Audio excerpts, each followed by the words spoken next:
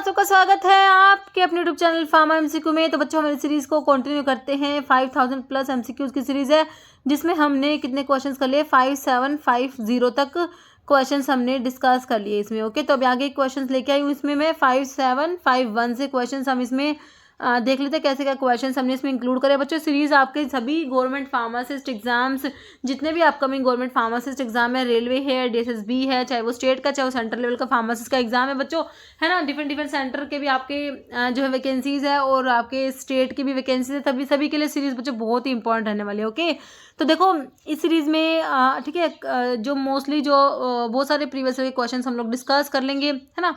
और अभी जो है फार्मा एमसीक्यू की मोबाइल एप्लीकेशन को भी आप डाउनलोड कर सकते हो, है ना। वीडियो को डिस्क्रिप्शन बॉक्स में ऐप की लिंक रहती है, बाकी प्ले स्टोर से भी डाउनलोड कर सकते हो बच्चों, ठीक है।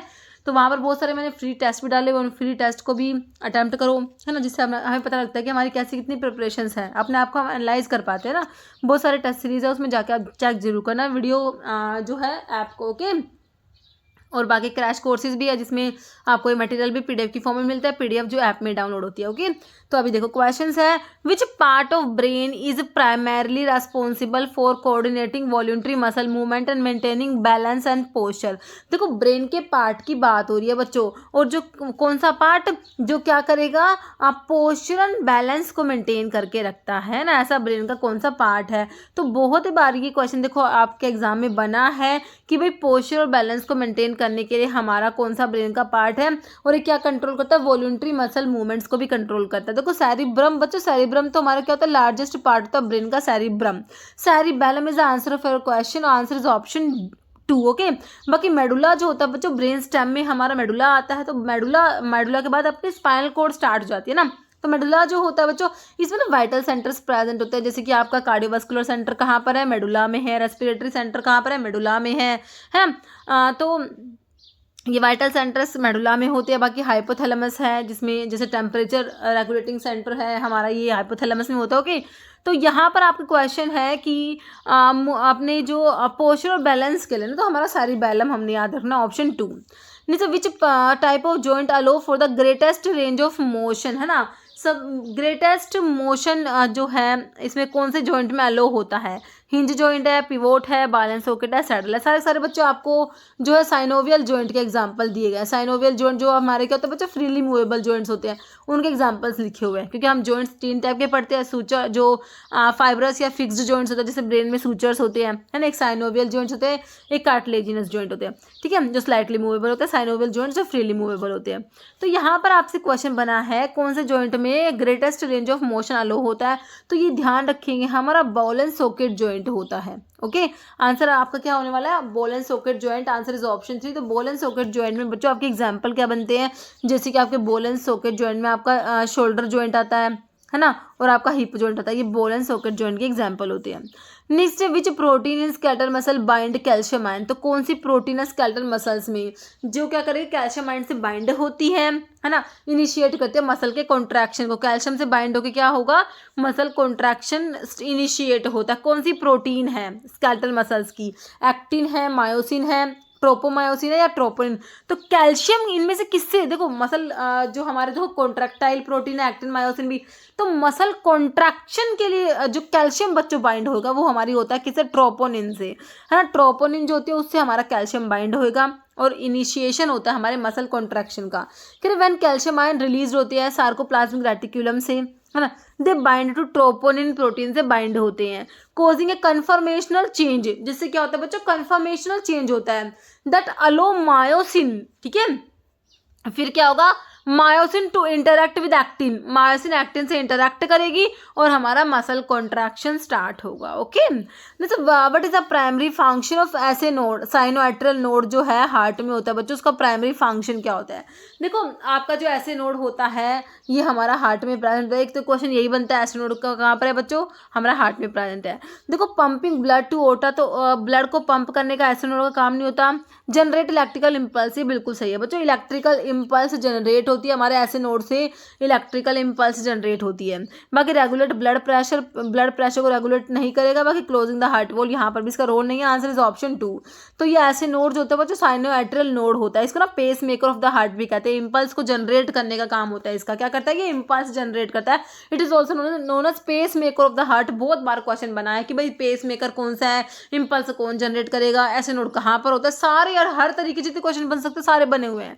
पेस मेकर का फंक्शन मतलब कि क्या होता है, इसे pacemaker of the heart कहते हैं क्योंकि ये स्पॉन्टेनियसली जनरेट करता है electrical impulse at regular rate. Okay, तो कहाँ पर प्रेजेंट होता है बच्चों? ये हार्ट में तो होता है, लेकिन एग्जैक्ट लोकेशन जो है ये राइट एट्रियम में होता है। ठीक है, अपर मतलब राइट एट्रियम में अपर साइड में होता है ये situated in the upper right atrium of the heart. Okay, और फिर इलेक्ट्रिकल कंडक्शन करता है। इलेक्ट्रिकल सिग्नल जनरेटेड बाय ऐसे नोड ट्रैवल होते हैं through heart conduction system. Okay, causing the atria एंड फिर आपका आर्टरिया कॉन्ट्रैक्ट होगा, फिर आपका वेंट्रिकल भी कॉन्ट्रैक्ट करता है।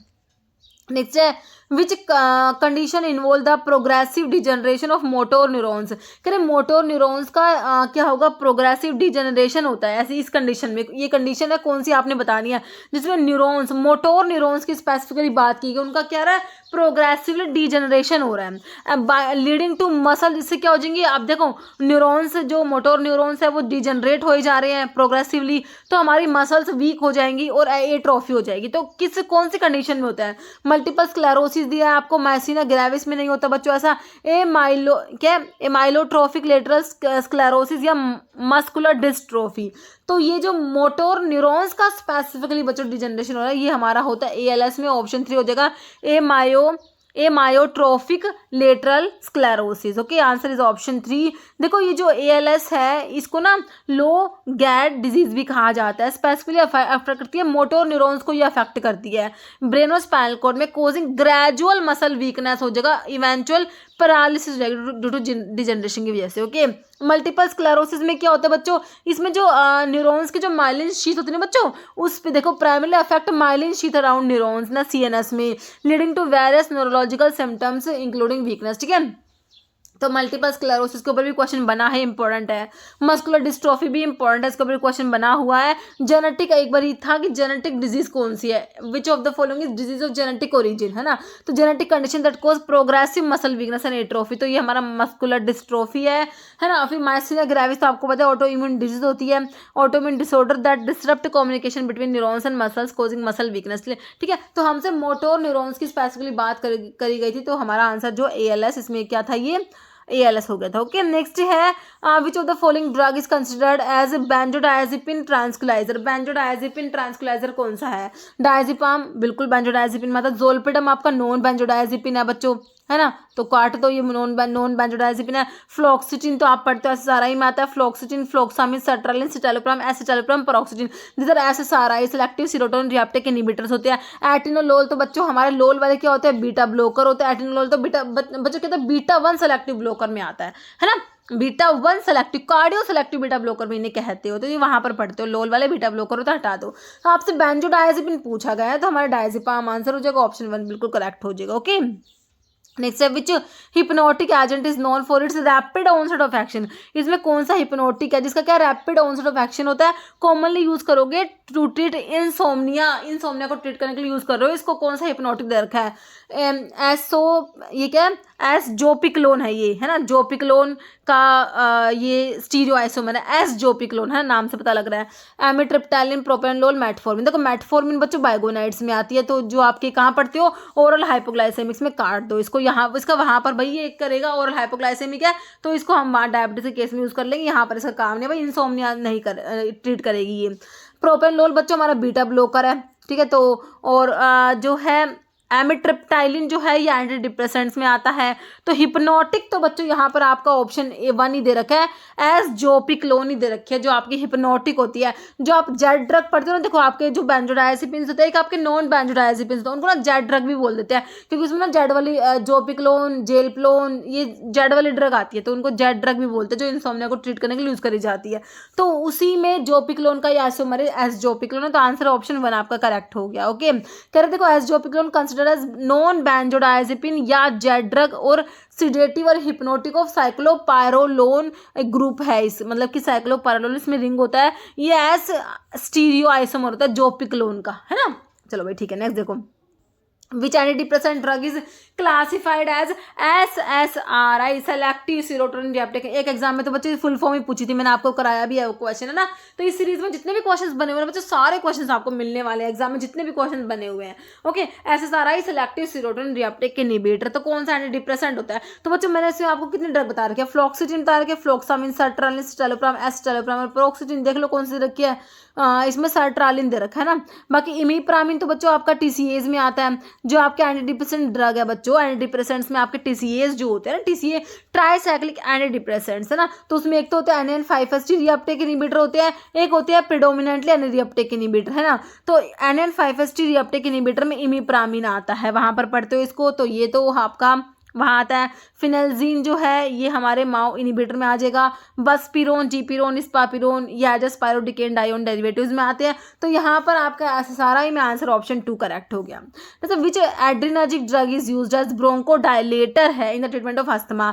बच्चों ऐसी कौन सी एड्रेनर्जिक ड्रग है जो आपका ब्रोंकोडायलेटर अस्थमा में यूज़ करोगे? वैसे तो आपका बच्चों अस्थमा में हम क्या यूज़ करेंगे, हमारा यहाँ पर जो ब्रोंकोडायलेटर होता वो हमारा साल्ब्यूटामोल, है ना, जो बीटा 2 का एगोनिस्ट होता है।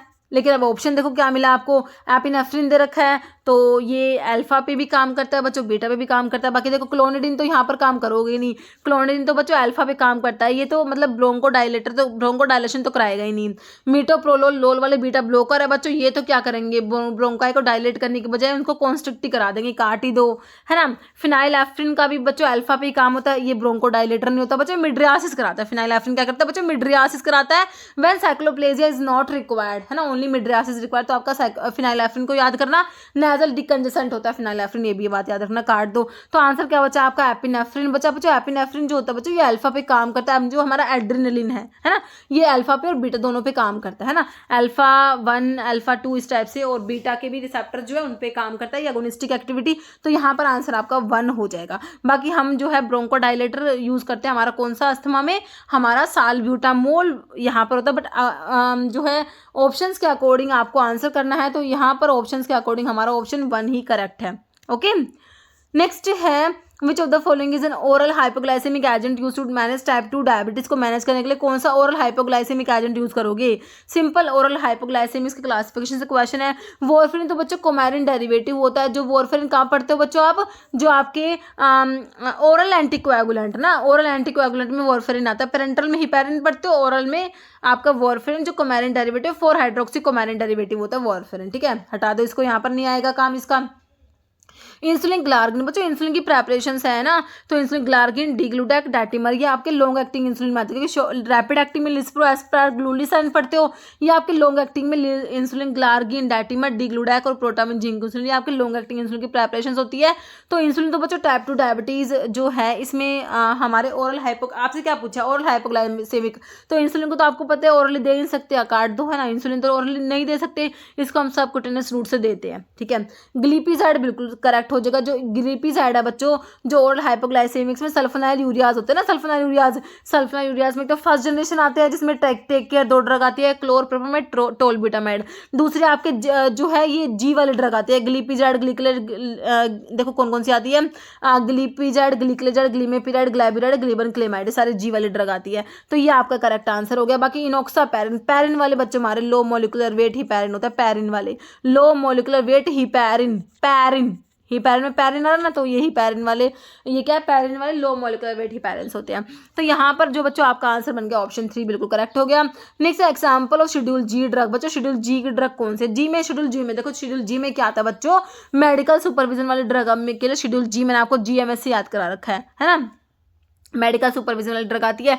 तो इनाला प्रिल वाले हमारे क्या होते हैं बच्चों, एस इनहिबिटर होते हैं, है ना। तो यहाँ पर जो शेड्यूल जी में आपकी ड्रग आएगी जो मेडिकल सुपरविजन में देनी है, तो यहाँ पर देखो मेटाफॉर्मिन, बार्बिटल या सिफिरॉक्सिन, तो यहाँ पर ना मेटाफॉर्मिन आपका आंसर आ जाएगा। ओके, ऑप्शन आपका बी बिल्कुल करेक्ट हो जाएगा। मेटाफॉर्मिन जो ओरल हाइपोग्लाइसेमिक्स में आता है, ये आपका शेड्यूल जी का ड्रग है। नेक्स्ट ES स्टैंड्स फॉर, तो ES का आपने किसके लिए स्टैंड है, मतलब इसका मतलब क्या है, ES किसकी शॉर्ट फॉर्म है, ये एग्जाम एंड एक्सरसाइज रेगुलेशन नहीं होता, एग्जाम एंड एजुकेशन रेगुलेशन भी नहीं होता, एजुकेशन रेगुलेशन सिंपल होता है। ER मतलब एजुकेशन रेगुलेशन। नेक्स्ट क्वेश्चन है what is a drug is introduce in bone marrow. कह रहे जब ना ड्रग को ना बोन मैरो में इंट्रोड्यूस करोगे, इस रूट को क्या कहोगे बच्चों? बोन मैरो में ड्रग कहाँ इंट्रोड्यूस हो रही है? बोन मैरो में ड्रग जा रही है बच्चों। इस रूट को इंट्रा आर्टीरियल कहोगे, इंट्रा मेडुलरी कहोगे, इंट्रा पेरिटोनल, इंट्रा थीकल। ये इंट्रा मेडुलरी हो गया। क्या कहेंगे इस रूट को? ऑप्शन बी इंट्रा मेडुलरी, याद रखना। बोन मैरो में दे रहे मेडुलरी। जैसे एस इनिबिटर्स क्या कराएंगे बच्चों? एंजियोटेंसिन कन्वर्टिंग एंजाइम को इनिबिट करा देंगे, है ना, जिससे भाई ब्रैडिकाइनिन का लेवल तो डिक्रीज नहीं होता, है ना, क्योंकि ब्रैडिकाइनिन का जो इनएक्टिव प्रोडक्ट में कन्वर्ट होता था ये, तो वो तो एस इनिबिटर, क्योंकि एंजियोटेंसिन कन्वर्टिंग एंजाइम ही तो करवाता था इसको, तो ये इनिबिट हो गया तो इसका लेवल ज़्यादा हो जाएगा, तो काट दे तो हो नहीं सकता। डिक्रीज ग्लोमेरुलर इफरेंट आर्टेरियल का रेजिस्टेंस बिल्कुल डिक्रीज हो जाएगा। फिर कह रहे cause hyperkalemia less often in patients with diabetes, ठीक है, या फिर और कॉन्ट्राइंडिकेटेड पेशेंट्स हो एनसेड्स, तो ऐसा भी नहीं होता, है ना। फिर आपका ये भी नहीं है, तो आपका आंसर जो है ऑप्शन आपका क्या हो जाएगा? बी हो जाएगा, डिक्रीज करा देंगे ग्लो, क्योंकि ना ये एस इनिबिटर्स क्या है बच्चों? एंजियोटेंसिन कन्वर्टिंग एंजाइम को इनिबिट कर, इससे क्या हो गया? एंजियोटेंसिन 2 नहीं बनेगा, वैसे कॉन्स्ट्रिक्शन होगा, वैसे डायलेशन हो जाएगा ना, तो उससे क्या हो जाएगा? डिक्रीज हो जाएगा इफरेंट आर्टेरियल का रेजिस्टेंस। ऑप्शन बी करेक्ट हो जाएगा। ACE inhibitors work by preventing the conversion of angiotensin 1 to angiotensin 2 which leads to vasodilation, decrease in glomerular efferent arteriolar resistance. जैसे क्वेश्चन क्या है? ए कह रहे original licence to sell drug, है ना, ये ए भी नहीं है होगा। Original licence to sell drug unless sooner suspended और cancelled should be valid for. तो जो ओरिजिनल लाइसेंस होता है ना बच्चों ड्रग को सेल करने के लिए, है ना, तो कह रहा है जब तक अनलेस कंडीशन क्या है? सूनर सस्पेंडेड, उसको कैंसिल नहीं किया गया ना, उसको सस्पेंड किया गया, तो कब तक वैलिड होगा ओरिजिनल लाइसेंस जो होता है? कब तक वैलिड होता है? 5 साल के लिए, 2 साल के लिए, 3 या 4 साल के लिए, तो ये ना 5 साल के लिए वैलिड होता है, 5 ईयर्स के लिए। ऑप्शन ए हो जाएगा। ओके, नेक्स्ट है biomarker which rise rapidly in the serum after a heart attack. कह रहे हार्ट अटैक आया है, उसके बाद कौन सा बायोमार्कर है इनमें से जो राइज होता है रैपिडली इन द सीरम, है ना, मतलब कि सीरम में वो रैपिडली राइज हो जाएगा हार्ट अटैक के बाद, ठीक है, तो वो इंडिकेट करेगा भाई हार्ट अटैक कौन सा है जो रैपिडली जो है राइज होगा, है ना। ट्रोपोनिन है, एलेनिन ट्रांसअमीनेज है, एस्पार्टेट अमीनो ट्रांसफरेज है, क्रेटिनिन काइनेज है, तो कौन सा होता है? ये हमारा ट्रोपोनिन होता है। हार्ट अटैक की स्पेशली बात हो रही है, आंसर हमारा जो ऑप्शन ए हो जाएगा।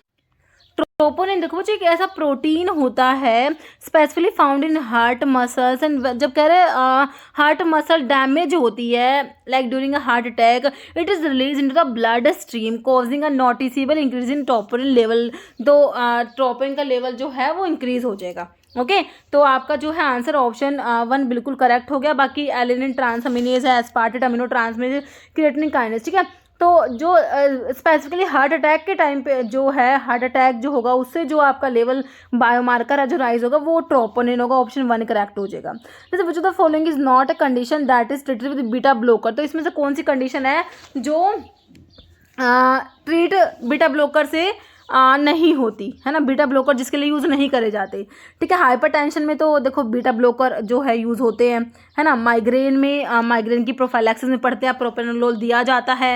एंजिना में भी यूज़ होते हैं बच्चों। रिमेटिज्म जो है हमारा ऑप्शन 4 करेक्ट हो जाएगा। ओके नेक्स्ट है combination which promote gastro intestinal transit and speed of gastric emptying, है ना। तो कौन सा इसमें से कॉम्बिनेशन है जो प्रमोट करेगा, किसको प्रमोट करेगा? Gastro intestinal transit and speed of gastric emptying. तो पैरासीटामोल में फिरोसिमाइड, तो यहाँ पर ये नहीं होंगे, फिरोसिमाइड का नहीं होगा, है ना। डोमपेरिडोल एंड मिटोक्लोप्रोमाइड हो गया, डाइमेथिकोल एंड बिसेकोडाइल, प्रोमिथाजीन एंड हेलोपेरिडोल। तो यहाँ पर ऑप्शन 2 बिल्कुल करेक्ट हो जाएगा। ओके डोमपेरिडोल और आपका मिटोक्लोप्रोमाइड। नेक्स्ट है which form of business organization is characterize by having no legal distinction between the owner and the business entity. कौन सा बिजनेस ऑर्गेनाइजेशन है, कौन सा फॉर्म है बिजनेस ऑर्गेनाइजेशन का that is characterize by having no legal distinction between owner and the business entity? Corporation है, partnership है, sole proprietorship है या लिमिटेड लायबिलिटी कंपनी है? तो ये होता है सोल प्रोप्राइटरशिप जो होता है, वन मैन बिजनेस जो होता है। ऑप्शन आपका 3 बिल्कुल करेक्ट हो जाएगा, है ना। तो इसमें क्या होता है? It is a form of business organisation जहाँ पर there is no legal distinction between the owner and the business entity. Owner जो होता है पर्सनली लायबल होता है all business debts and obligations के लिए। नेक्स्ट है in pharmaceutical industry different medicine may be required to be stored at specific temperature range. तो pharmaceutical industry में जो डिफरेंट मेडिसिन होती है उनको डिफरेंट डिफरेंट टेम्परेचर की रिक्वायरमेंट होती है। भाई वैक्सीन्स को आप अलग रखोगे है ना, तो डिफरेंट डिफरेंट आपका टेम्परेचर रेंज अलग अलग होती है।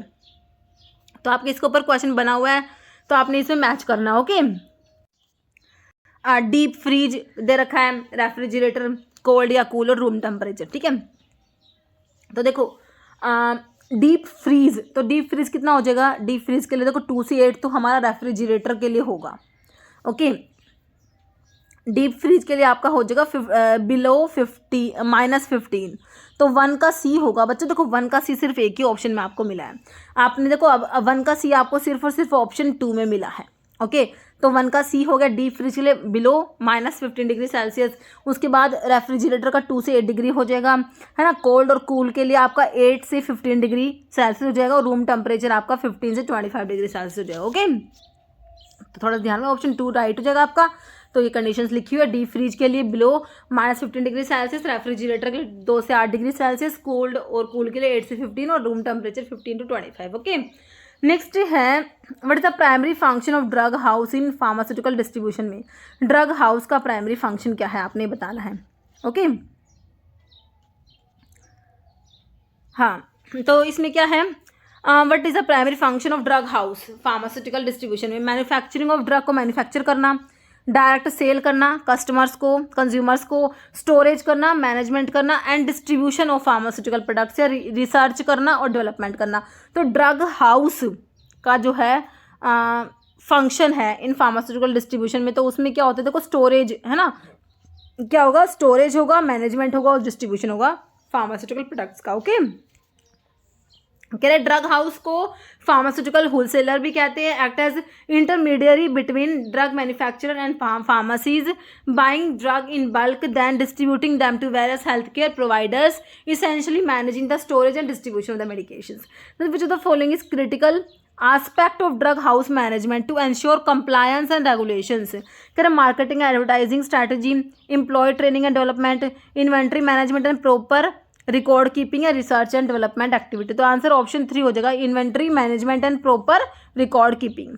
जैसे which form of business organisation provide limited liability protection to its owner but allow profit to be taxed only once as personal income. ठीक है, तो कौन सा बिजनेस का ऐसा ऑर्गेनाइजेशन का फॉर्म है जो क्या प्रोवाइड करता है, limited liability protection to its owner but allow profit to be taxed only once as personal income. तो कॉर्पोरेशन है, सोल प्रोप्राइटरशिप है, पार्टनरशिप है, लिमिटेड लायबिलिटी कंपनी है। तो LLC ऑप्शन 4 हो जाएगा, लिमिटेड लायबिलिटी कंपनी होता है ये। ओके, तो LLC बिजनेस स्ट्रक्चर होता है that protect owner from personal liability while allow करता है profit to be taxed as personal income.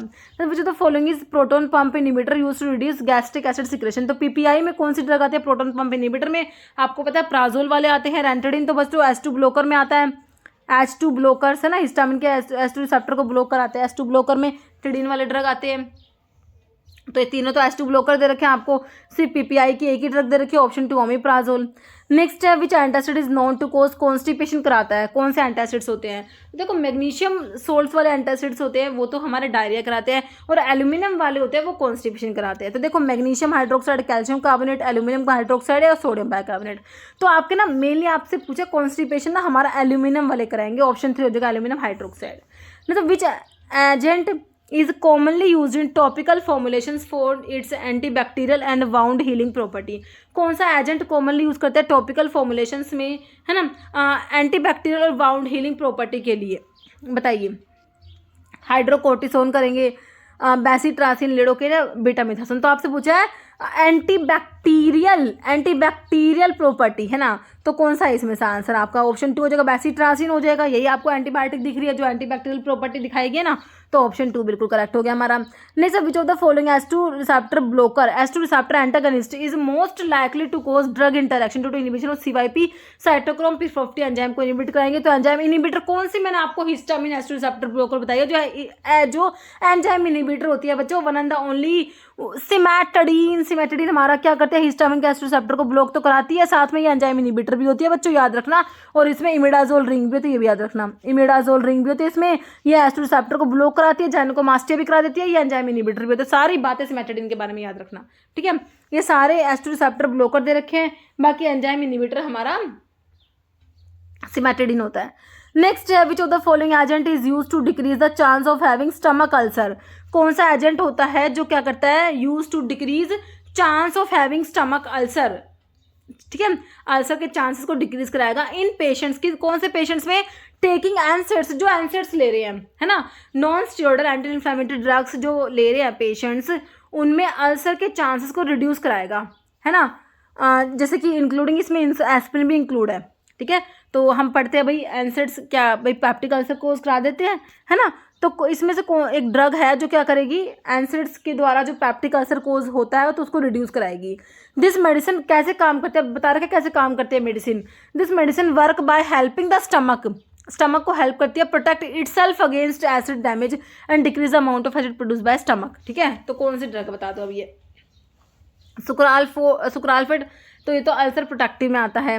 Misoprostol है, मिटोक्लोप्रोमाइड, तो ये तो आपकी एंटी एमिटिक में चली जाएगी। बिस्मा सबसैलिसिलेट, तो यहाँ पर मिसोप्रोस्टोल जो बच्चों प्रोस्टाग्लैंडिन एनालॉग होता है ना, तो ये एनसेड्स इंड्यूस्ड पैप्टिक अल्सर के लिए हमारी ड्रग कौन से आते हैं, मिसोप्रोस्टोल आता है, याद रखना आप लोगों ने, ऑप्शन आपका 2 बिल्कुल करेक्ट हो जाएगा। ओके, कह मिसोप्रोस्टोल प्रोस्टाग्लैंडिन एनालॉग होता है, help to protect stomach lining by increasing mucus production को इंक्रीज करा देगा और रिड्यूस करा देगा स्टमक के एसिड के सिक्रेशंस को, effectively counteracting the damaging effect of acids on the stomach. Okay, जैसे which of the following laboratory instrument is use for moisture sterilisation, तो स्टरलाइजेशन तो इंपॉर्टेंट है ही बच्चों, है ना, तो ड्राई हीट स्टरलाइजेशन में हमारा हॉट एयर ओवन यूज होता है।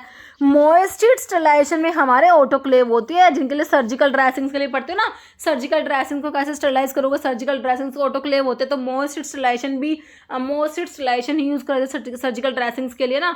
तो आपसे पूछा मॉइस्ट हीट स्टरलाइजेशन के लिए हमारा जो अपैरेटस कौन सा है, कौन सा इंस्ट्रूमेंट है, वो हमारा होता है ऑटोक्लेव होता है। ओके, आंसर आपका हॉट एयर ओवन हम बच्चों ड्राई हीट स्टरलाइजेशन में यूज करोगे, ड्राई हीट स्टरलाइजेशन में, ठीक है। बाकी मेम्ब्रेन फिल्टर आपके फिल्ट्रेशन में चले जाएंगे ये, है ना। तो drug use for preparing I solution include which of the following, तो आई सोल्यूशंस प्रिपेयर करने के लिए कौन सा ड्रग यूज करोगे, सोडियम क्लोराइड, बोरिक एसिड, तो देखो दोनों को ही यूज कर सकते हैं, तो ऑप्शन आपका 3 हो जाएगा, दोनों यूज कर लेंगे, सोडियम क्लोराइड और आपका बोरिक एसिड। नेक्स्ट है which of the following uses thickening agent in the preparation shampoo में, थिकनिंग एजेंट कौन से यूज होंगे, ग्लिसरॉल है, लैनोलिन है, मिथाइल सेलुलोज है, मिथाइल पैराबेन, तो बच्चों प्रिजर्वेटिव है, तो थिकनिंग एजेंट जो है विस्कोसिटी को जो इंक्रीज करा देंगे ना, तो ये आपके ऑप्शन 3 मिथाइल सेलुलोज हो जाएंगे। Next, which of the following example of natural emulsifying agent from animal source used in preparations of emulsion, तो natural emulsifying agent जो है उसमें बच्चों मैंने आपको एनिमल सोर्स वाले में क्या बताया था, 3 बताए थे, WEG वैज से वूल फैट, एग योक और जेलेटिन, तो वूल फैट हो गया, और आपको तो एनिमल सोर्स का पूछा तो वूल फैट ही दे रखा ऑप्शन 4। बाकी प्लांट सोर्स जो वेजिटेबल सोर्स वाले थे उसमें हमने TAAPSI से याद करा था, ट्रगाकैंथ होता है, अकेशिया, अगार, पैक्टिन, तो पैक्टिन वहाँ आ जाएगा, स्टार्च, आयरिस मोस, कोंड्रस, तो स्टार्च भी वहाँ आ जाएगा, ठीक है, जो वेजिटेबल सोर्स वाला है। तो यहाँ पर हमारा आंसर क्या बन गया, ऑप्शन 4 बन गया। Next, which of the following statement state the test done for evaluation of suppository के इवैल्यूएशन के लिए कौन से टेस्ट हैं, बताओ। Uniformity of weight test, liquefaction और सॉफ्टनिंग टाइम, दोनों टेस्ट होते हैं बच्चों, ठीक है, तो बहुत हो जाएगा। यूनिफॉर्मिटी ऑफ वेट टेस्ट में तो लिक्विफैक्शन और सॉफ्टनिंग टाइम टेस्ट भी होता है ना। यूनिफॉर्मिटी ऑफ वेट में कह रहे हैं this test ensure the suppository consistent है वेट में, और जो लिक्विफैक्शन और सॉफ्टनिंग टाइम टेस्ट में कह रहे हैं डिटरमाइन करेगा temperature at which suppository soft होती है, लिक्विफाई होती है। This information help determine the maximum environmental temperature at which suppository can be handled and stored. Okay, जैसे which test should be conducted on all aqueous parenteral product to check for fever inducing substance, these are pyrogens, है ना। Fever inducing substance हमारे क्या होते हैं, pyrogens होते हैं, जो क्या करते हैं टेम्परेचर एलिवेट करा देते हैं, फीवर इंड्यूस करा देते हैं। कौन सा टेस्ट है, पायरोजन टेस्ट ही तो है बच्चों, जिसके लिए क्या यूज करते हो, रैबिट यूज करते हो भाई, है ना। तो ये क्वेश्चन बच्चों बहुत बार अभी एग्जाम में बन गया, तो रैबिट यूज करते हैं पायरोजन टेस्ट के लिए, और ये टेस्ट का नाम है तो पायरोजन टेस्ट ही है ना। Next, which receptor type is primary responsible for electromechanical effect of adrenal in the frog ventricle, है ना। तो ये क्वेश्चन देख के बच्चे कह रहे थे मैम पता नहीं कैसे क्वेश्चन आ गया, लेकिन क्वेश्चन देखो कुछ भी नहीं है। एड्रेनलिन तो आपका एड्रेनर्जिक ड्रग है, एड्रेनर्जिक ड्रग के हमने अल्फा रिसेप्टर पढ़े, बीटा रिसेप्टर पढ़े, ठीक है। तो फ्रॉग का वेंट्रिकल मतलब कि बच्चों किसकी बात हो रही है, हार्ट, वेंट्रिकल कहाँ होगा, हार्ट में होगा, हार्ट की बात हो रही है। तो हार्ट में तो आपने बीटा रिसेप्टर पढ़े ना, बीटा 1 आपके हार्ट में होते हैं, पढ़ते हो ना, बीटा 1 रिसेप्टर होते हैं हार्ट में, तो कौन सा बच्चा आपसे रिसेप्टर ही तो पूछा है, क्या ही करना है, ऑप्शन 2 लगाओ ना, बीटा रिसेप्टर। सिंपल सा क्वेश्चन है बिल्कुल, है ना।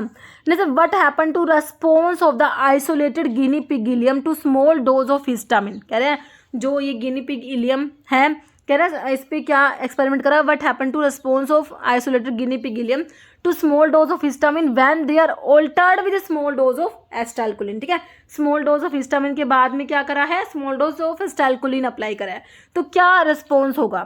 क्या respond to histamine tend to increasing, या फिर हिस्टामिन का रिस्पॉन्स अनचेंज रहेगा, या हिस्टामिन का response tend to diminish and may disappear, या response to histamine become erratic. तो क्या होगा, जो रिस्पॉन्स है हिस्टामिन का वो डिमिनिश हो जाएगा एंड मे डिसअपियर। ऑप्शन आपका 3 करेक्ट हो जाएगा। ओके, करें if small dose of histamine are altered with small dose of acetylcholine on the isolated guinea pig ileum in it Tyrode solution में होता है, response to histamine tend to diminish and may disappear. When the response to the small dose of histamine has disappear, contraction may be elicited by the larger dose. Okay, next for the identification of reducing sugar.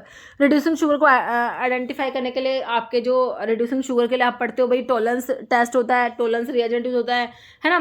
तो tolerance reagent जो है ना, and ammoniacal solution of dash is use. तो इसकी composition आपसे पूछी है, ठीक है। तो आप पढ़ते हो ना, जब आपके कार्बोहाइड्रेट के टेस्ट पढ़ते हो तो रिड्यूसिंग शुगर के लिए आपका बैंडिक टेस्ट आता है, बैंडिक टेस्ट, फेलिंग टेस्ट और टॉलरेंस टेस्ट आता है, ठीक है। टॉलरेंस टेस्ट में जो टॉलरेंस रिएजेंट बच्चों उसकी कंपोजिशन पे क्वेश्चन, अमोनियम सोल्यूशन होता है किसका, सोडियम क्लोराइड का, मैग्नीशियम कार्बोनेट का, कैल्शियम हाइड्रोक्साइड, सिल्वर नाइट्रेट। तो किसका होता है, सिल्वर नाइट्रेट, AgNO3 का होता है। ऑप्शन आपका 4 करेक्ट हो जाएगा। Okay, Tollens reagent is solution of silver nitrate and ammonium. जैसे according to WHO normal reference for haemoglobin level are dash in adult man, है ना। मैन में पूछा हीमोग्लोबिन का लेवल कितना होना चाहिए, बताओ। 13 से 18, 11 से 12 ग्राम पर DLI है, 7 से 8, 17 से 17 से 22 तो बहुत ज़्यादा हो गया, है ना।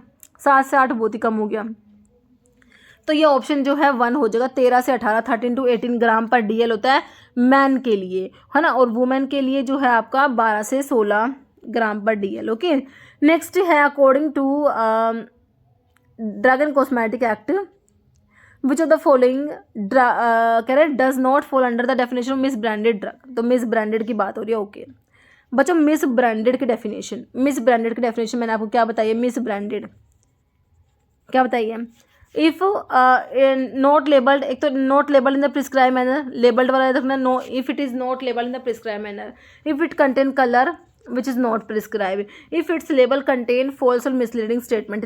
तीन बातें याद रखो, आपका करेक्ट आंसर निकल के आएगा मिस ब्रांडेड का, ठीक है। तो अभी ऑप्शन पढ़ते हैं हम, देखो।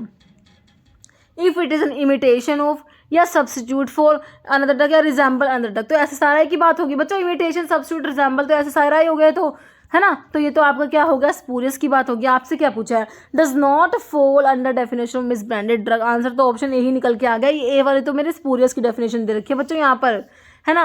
तो हटा दो इसको, क्योंकि स्पूरियस की डेफिनेशन आपसे मिस ब्रांडेड की पूछा, आपका आंसर तो ऑप्शन 1 करेक्ट हो गया। बाकी तीनों देखो मिस ब्रांडेड की दे रखी होंगी। देखो, if its label contain anything accompanying the drug bear statement design device which make false claim, ठीक है, फॉल्स और मिसलीडिंग स्टेटमेंट आ गया। इफ इट कंटेन, देखो, colour which is not prescribe, ठीक है, कह रहा है कलर कोटेड पाउडर और polish that damage is concealed of it is made of appear of better greater therapeutic value, ठीक है, या not label in the prescribe manner, ठीक है। तो समझ आ गया मेरे हिसाब से आपको, ठीक है। तो आप मिस ब्रांडेड की 3 चीज़ें याद कर लो।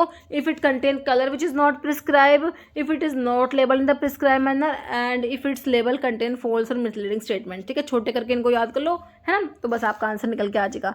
Next, dash example of small volume parenterals which are product in the container labelled as containing 100 ml और लेस, है ना। स्मॉल वॉल्यूम पेरेंट्रल्स में 100 ml या उससे कम होता है, और लार्ज वॉल्यूम में मोर देन 100 ml से ज़्यादा होते हैं। ओके, कह रहे कि स्मॉल वॉल्यूम पेरेंट्रल, कह रहे container labelled as containing 100 ml और less of a single dose injection intended for administration, ठीक है, 100 ml या उससे कम।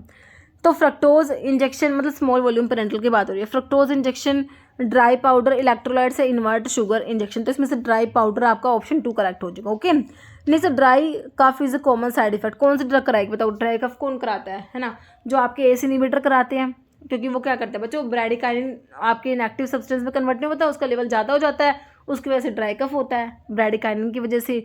तो ये हमारे एस इनहिबिटर कराते हैं। कौन सी है एस इनहिबिटर? एट्रोपिन तो बच्चों एंटीकोलिनर्जिक है। इनालाप्रिल दे रखा है बच्चों आपको एस इनहिबिटर की ड्रग, बाकी विटामिन सी लोजेंजिस। तो आंसर ऑप्शन बी करेक्ट हो गया। Next dash drops are used in otic cavity. Otic cavity मतलब कि ईयर के लिए, है ना, ऑप्शन बी हो जाएगा, ear drops are used in otic cavity. Okay, next है initial dose of drug through IV bolus to achieve desired plasma concentration at once. जो इनिशियल दे रहे हो ना, स्टार्टिंग में ही जो लार्ज डोज दी जा रही है, स्टार्टिंग में जो डोज दे रही है IV bolus to achieve desired plasma concentration at once, तो बच्चों ये लोडिंग डोज होता है। क्या होता है ये? Loading dose. उसके बाद ना उसको मेंटेन करने के लिए कंसंट्रेशन को देंगे, वो मेंटेनेंस डोज होगी। अभी स्टार्टिंग में जो डोज दे रहे दिस इज लोडिंग डोज, तो आंसर ऑप्शन ए हो जाएगा। नेक्स्ट है desmopressin is use in treatment of, desmopressin है ना, तो ये क्या है बच्चों, जब आप एंटी डायरेटिक हार्मोन पढ़ते हो ना, वहाँ पर आपका वैसोप्रेसिन जो होता है उसके एनालॉग्स में आपका डेस्मोप्रेसिन आता है। आपने एक क्वेश्चन पढ़ा होगा, इंट्रानेजल रूट से देते हैं इसको, है ना, इंट्रानेजल रूट से दिया जाता है, आपने नेजल में डेस्मोप्रेसिन एग्जाम्पल में पढ़ते हो, इंटरनेशनल रूट से कौन सा ड्रग देते हैं? डेस्मोप्रेसिन पढ़ते हैं, तो वही डेस्मोप्रेसिन है। वैसोप्रेसिन का एनालॉग होता है। क्या होता है बच्चों? ये वैसोप्रेसिन का एनालॉग होता है। तो कहाँ यूज़ करते हैं बच्चों? वैसोप्रेसिन कहाँ पढ़ा है आपने? वैसोप्रेसिन तो हम पढ़ते हैं भाई, कहाँ पढ़ते हैं? हमारा डायबिटीज इंसिपिडस में यूज़ होता है ये, है ना, एंटी डायरेटिक हार्मोन जो होता है, ठीक है, उसकी कमी हो जाती है तो डायबिटीज इंसिपिडस कोज करा देता है। तो देखो टाइप 2 डायबिटीज मेलिटस में इसका कोई रोल है ही नहीं, डायबिटीज इंसिपिडस में यूज़ करेंगे, बाकी ना इसको नॉक्चुरल एन्यूरिसिस में यूज़ करते हैं। ठीक है, तो अब बच्चों आपका आंसर ऑप्शन डी हो जाएगा, बोथ बी एंड सी दोनों सही है। ठीक है, देखो बच्चों बेड वेटिंग इन चिल्ड्रन होता है, नोक्ट्यूरिया होता है, नॉक्चुरल एन्यूरेसिस है, इन सब में इसको यूज़ करेंगे। तो ऑप्शन आपका डी हो जाएगा, both B and C. Desmopressin indicate for treatment of polyuric condition, जैसे कि आपका प्राइमरी नोक्चर्नल एन्यूरेसिस हो गया, नोक्ट्यूरिया, डायबिटीज इंसिपिडस, सब में इसको यूज़ करेंगे। ओके, जैसे name of first cervical vertebra, तो फर्स्ट वाला एटलस होता है, दूसरा एक्सिस होता है। फर्स्ट क्या है? एटलस है। सेकंड वाली कौन सी होती है बच्चों? एक्सिस होती है। ये क्या है? सर्वाइकल वर्टिब्री है। फर्स्ट एटलस, सेकंड कौन सी होती है? एक्सिस होती है। और अल्नस, ये अल्ना, रेडियस, अल्ना, तो ये तो आपके हैंड की बोन्स में आता है ना, रेडियस है ना, ह्यूमरस, पहले तो ह्यूमरस होता है फिर रेडियस अल्ना होता है। ओके, नेक्स्ट है standard for disinfectant fluid commander, तो डिसइंफेक्टेंट फ्लूइड के स्टैंडर्ड्स के लिए आपको कौन सा शेड्यूल आता है? देखो शेड्यूल ओ आपका आंसर हो जाएगा बिल्कुल करेक्ट, ऑप्शन ए। पी में क्या आता है? Life period of drug, schedule P किसके लिए बच्चों? लाइफ पीरियड ऑफ ड्रग के लिए। एच में क्या आता है बच्चों? प्रिस्क्रिप्शन ड्रग आती है। आर मैकेनिकल कंट्रासेप्टिव्स के लिए, तो आपका आंसर ऑप्शन ए करेक्ट हो गया। जैसे बेरीबेरीज टू डेफिशिएंसी, बेरी कौन से विटामिन की डेफिशिएंसी से होता है? तो विटामिन B1 होता है बच्चों थायमिन, थायमिन की डेफिशिएंसी क्या होता है? बेरी होता है। दूसरा वर्निको-कोर्सकोफ सिंड्रोम भी पढ़ते हो, तो यहाँ पर आपको बेरी दिया है, तो ये विटामिन B1 थायमिन की डेफिशिएंसी से होता है। बाकी विटामिन B12 साइनोकोबालामिन को बोलते हो, B2 आपका राइबोफ्लेविन होता है, B3 नायासिन, B4 नहीं होता, B5 पेंटोथेनिक होता है, B6 आपका पायडोक्सिन होता है। इनके नाम भी कई बार ना पूछे जाते हैं, B1 क्या है, B2 क्या है ना। नेक्स्ट है बायो अवेलेबिलिटी मीन्स, तो बच्चों बायो अवेलेबिलिटी का डेफिनेशन तो कितने ही एग्जाम में क्वेश्चन बन गया, आप खुद देख लो, बहुत ही बार पूछा है ना। Movement of drug into blood tissue over time, ऐसा नहीं होता। Dissolution of drug in the GIT, measurement of rate and amount of therapeutically active drug that reaches the systemic circulation, systemic urination दे रखा, सिस्टमिक सर्कुलेशन हो ना। फिर relation between physical and chemical properties of a drug and its systemic absorption. ठीक है, तो option आपका सी right हो जाएगा। ठीक है, measurement of rate and amount of therapeutically active drug that reaches systemic circulation आता है, सिस्टमिक सर्कुलेशन है ना, या फिर rate and extent of drug absorption, rate and extent of drug absorption. ठीक है, ये एग्जाम में था, इसरो वाले में था, यूरिनेशन यहाँ पर वैसे सर्कुलेशन सही रहता है ना। ठीक है, नेक्स्ट है क्लिनिकल ट्रायल्स डिटेल्स हट गई, तो क्लिनिकल ट्रायल्स के लिए हमने पढ़ा हुआ शेड्यूल वाई हम टिक करते हैं क्लिनिकल ट्रायल्स के लिए। के में क्या? Drug exempted from certain provision applicable to manufacturing. Okay, A से एप्लीकेशन, बी से फीस याद रखते हो, एम में आपका GMP आता है। ओके, नेक्स्ट है प्रधानमंत्री, क्या है?